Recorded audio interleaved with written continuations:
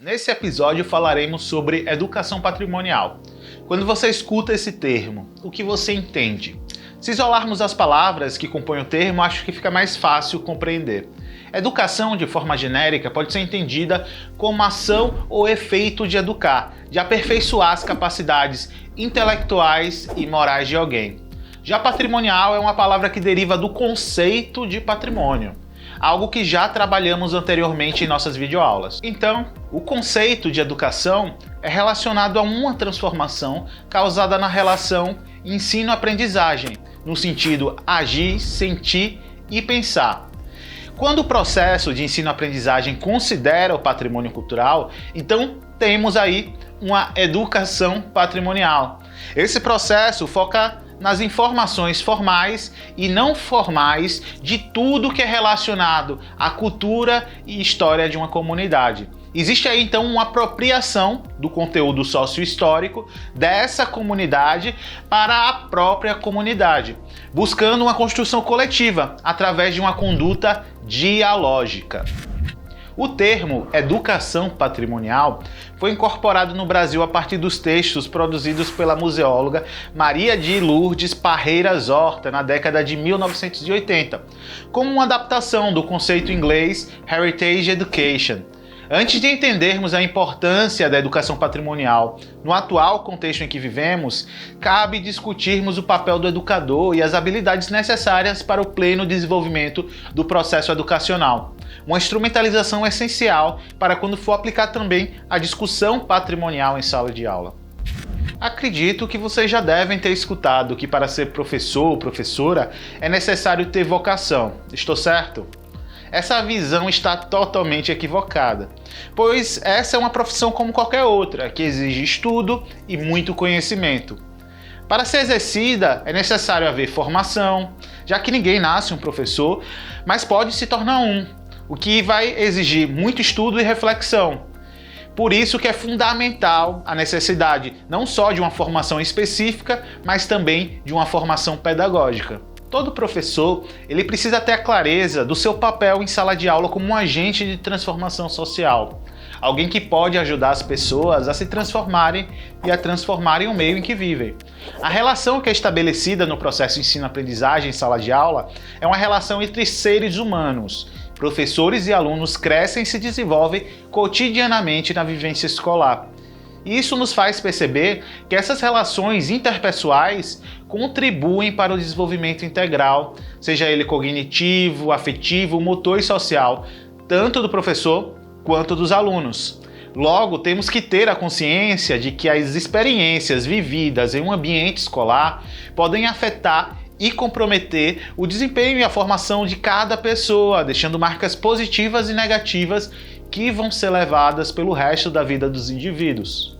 Em grande parte, nossos alunos chegam às escolas e até mesmo no ensino superior com a autoestima baixa, devido às lembranças negativas passadas em sua trajetória. Se sentem incapazes, não têm segurança em relação à sua capacidade de poder aprender e não sabem expressar suas opiniões durante as aulas, tornando-se apenas ouvintes. Portanto, é extremamente importante haver intervenção do educador para que o aluno acredite que é capaz e que também tem a somar na construção do conhecimento. Dê oportunidade para ele se expressar durante as aulas, dê voz. Seguindo essa linha de pensamento, a relação professor e aluno no processo ensino-aprendizagem precisa ser pessoal, carinhosa e com criação de vínculos. Entendo que somos parceiros. e não adversários. Mas para que isso possa dar certo, será necessário termos a maturidade emocional para compreender os conflitos e afrontas que ocorrerão em sala de aula, sabendo como lidá-los da melhor forma. Também teremos que ter a sensibilidade de conseguir compreender nossos estudantes além do que é verbalizado, utilizando-se com base a teoria da afetividade e emoção no desenvolvimento humano de Henri Vallon, importante filósofo e psicólogo francês da primeira metade do século XX. É preciso compreender a emoção no processo de ensino-aprendizagem. A emoção apresenta 3 mecanismos de ação bem perceptíveis socialmente. A contagiosidade, que é a capacidade de contagiar as pessoas próximas, a regressividade, que é a possibilidade de regredir um pensamento, e a plasticidade, que reflete no corpo os sinais da emoção. A emoção utilizará do corpo como veículo de expressão e poderá ser observada pelas expressões faciais e posturais, e até por outros sinais menos perceptíveis, como aceleração do pulso, salivação, sudoração, entre outras. E essas diferentes manifestações da emoção precisarão ser observadas pelo professor em sala de aula para uma efetividade do processo ensino-aprendizagem. Para não me alongar demais, na cartilha do presente módulo exploraremos como as diferentes emoções, segundo Vallon, podem se manifestar no ambiente escolar. Então dê uma conferida lá. É fundamental levar em consideração as necessidades tônico-posturais. Permanecer imóvel por um longo período é prejudicial, o que já foi confirmado pela fisiologia. O movimento, por ser uma manifestação da emoção, pode expressar um estado desencadeado em determinado momento da aula, como a alegria, que resulta numa agitação corporal, ou medo, que gera a imobilidade. Devemos ter um olhar atencioso aos movimentos corporais dos alunos. O movimentar-se faz parte dos processos de desenvolvimento e contribui para a constituição do cognitivo e do afetivo. Dentro dessa lógica, é muito importante considerarmos, ao planejar uma aula, o horário que acontecerá e como isso pode afetar os alunos. Por exemplo, nas primeiras aulas da manhã ou nas últimas aulas da noite, os alunos estarão com sono, cansados, por isso teremos que prever estratégias que contornem essas dificuldades. Também devemos nos ater na premissa que cada aluno tem o seu próprio ritmo interno, de aprendizagem. Por conta disso, que se recomenda evitar aulas longas, expositivas, que deixarão os alunos muito tempo parados. É importante dar pausas e propor que se movimentem pela sala, se levantem e até se espreguicem. É preciso aprender a observar os alunos como um todo, e não apenas nos seus aspectos cognitivos. É importante perceber a ligação entre afeto, cognição, movimento, atentar para a postura, o olhar, o cansaço, o excesso ou a falta de movimento no cotidiano da aula. Portanto, o professor precisa saber que a afetividade, emoção e sentimentos têm uma função de estimular e de inibir a aprendizagem e criar um clima em sala de aula de parceria para canalizar a afetividade na produção do conhecimento, despertando assim o interesse dos alunos. Mas o porquê desse preâmbulo sobre o papel do educador e a necessidade de uma construção de ensino mais afetivo e dialógico para tratar da educação patrimonial? A resposta é simples. Tratar da temática patrimônio cultural em sala de aula é como tratar sobre qualquer outro conteúdo comumente praticado no currículo de uma disciplina. Não adianta somente entendermos do assunto, temos que saber como transmiti-lo e como inseri-lo dentro da realidade de cada estudante. Então, todas as estratégias que já são empregadas para um eficiente processo de ensino-aprendizagem também deverão ser aplicadas quando o educador se propõe a realizar a educação patrimonial. Do planejamento à execução de uma disciplina, temos que estar atento aos mais diversos sinais que são emanados pelos estudantes, buscando constantemente novas formas de ensinar, que considerem que numa mesma sala de aula há vários aprendizes, cada qual com suas características individuais. Também vale reforçar que o patrimônio cultural é muito mais do que um simples tema a ser tratado pontualmente em uma disciplina. Ele é uma característica de quem somos enquanto sociedade. Assim, deve estar presente em todo momento da formação do estudante. Como foi bem frisado na Base Nacional Comum Curricular, a BNCC, o conhecimento sobre o patrimônio cultural deve agir de forma transversal no desenvolvimento das crianças, entrelaçando-se constantemente com suas vidas através dos campos de experiência, que organizam o currículo da educação infantil, mas que segue em todo o decorrer da formação daquele estudante. Tanto que nas competências específicas de linguagem para o ensino fundamental é colocada como uma das competências desenvolver o senso estético para reconhecer, fruir e respeitar as diversas manifestações artísticas e culturais das locais às mundiais, inclusive aquelas pertencentes ao patrimônio cultural da humanidade, bem como participar de práticas diversificadas, individuais e coletivas da produção artístico-cultural com respeito à diversidade de saberes, identidades e culturas.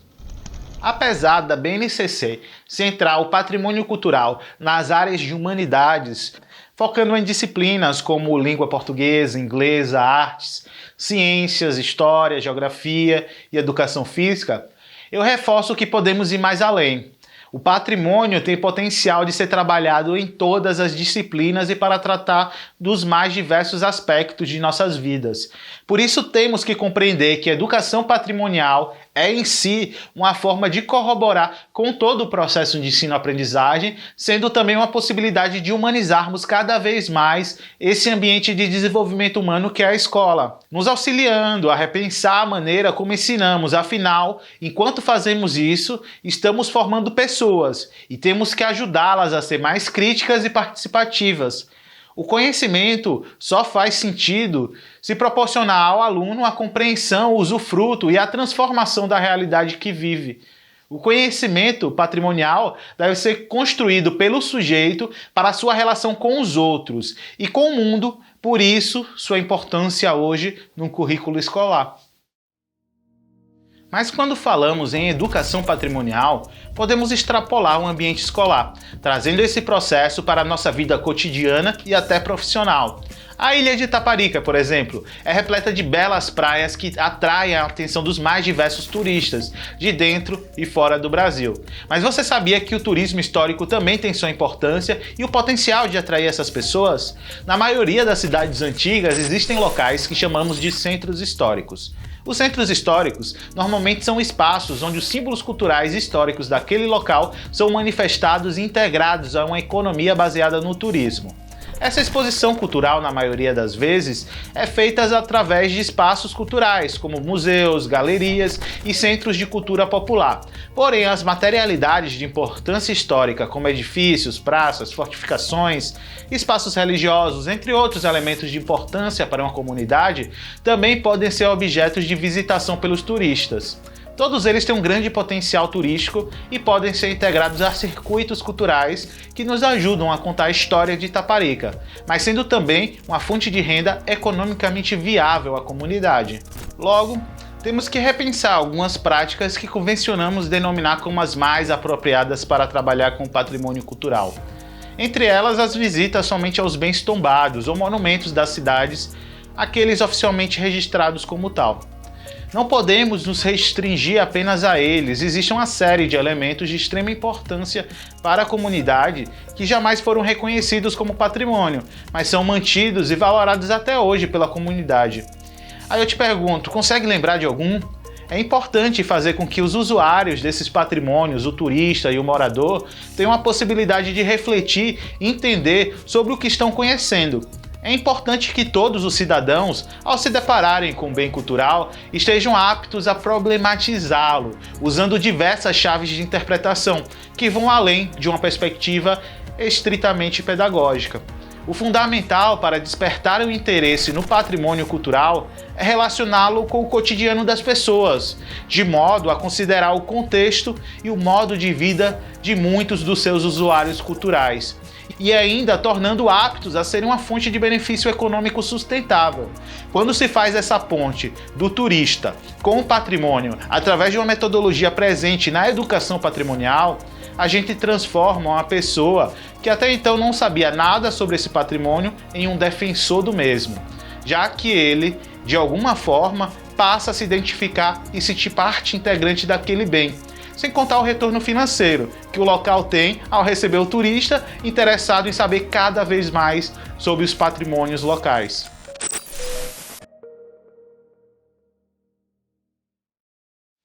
Retornando ao ambiente escolar, na aplicação da educação patrimonial, sejam elas em escolas públicas ou privadas, é possível fazer atividades que vão além do monólogo professor e aluno.